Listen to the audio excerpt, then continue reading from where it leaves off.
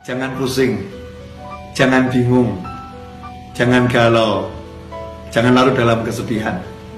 Buat apa? Hidup kita ini gak lama, 60-70 tahun berakhir.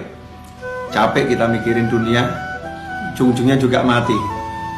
Maka tinggalkan tuh semua yang buat kamu pusing, yang buat kita pusing, buat gak nyaman, buat gak enak. Tinggalkan semua. Kita ingat Allah Ta'ala saja. Kita ingat Allah Ta'ala saja. Kita kembali kepada Allah. Gak usah kita mikirin buat mumet, mikirin buat pusing. Makanya kita kembali pada prinsip ojo mikir, gak usah dipikir. Serahkan semuanya kepada Allah, pasrahkan kepada Allah. Jalankan tugas yang kita mampu jalankan. Memang kalau kita mampu berusaha, ya udah, pergi ke toko, ke sawah, ke kantor, kerjakan yang bisa dikerjakan. Semuanya serahkan pada Allah Subhanahu wa Ta'ala. Tenangkan fikir kita dengan zikir. Karena zikir kalau benar, ala bi dzikrillah tatmainnul qulub. Sungguh hanya dengan zikir kepada Allah, hati itu, jiwa itu menjadi tenang. Makanya kalau kita sholat, kita sibuk berzikir, kita sibuk baca Al-Quran, tapi nggak tenang-tenang, berarti zikir kita belum benar. Karena Allah udah bilang, ala bi dzikrillah, hanya satu cara untuk menggapai ketenangan, zikir, ingat sama Allah Ta'ala. Yang sering terjadi dalam sholat kita nggak ingat Allah. Dalam sholat justru kita ingat masalah kita.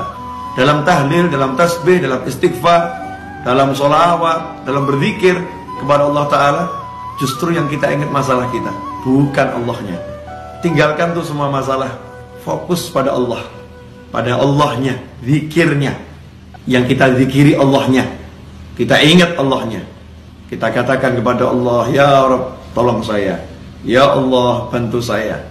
Berjalan terus, gak usah pikirkan masalah biar diselesaikan sama yang mengizinkan masalah itu sampai kepada kita. Kita pasrahkan kepada Allah, ya Allah, tolong selesaikan masalah saya. Lakukan yang diperintahkan Allah.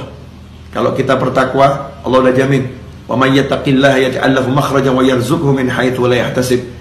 Siapa yang bertakwa kepada Allah, apa itu takwa? Laksanakan perintahnya, jauhi larangannya.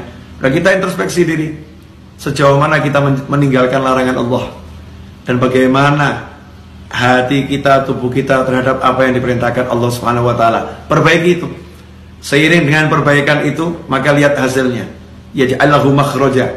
Allah berikan untuknya, Allah jadikan untuknya, Allah munculkan untuknya makhraja, jalan keluar.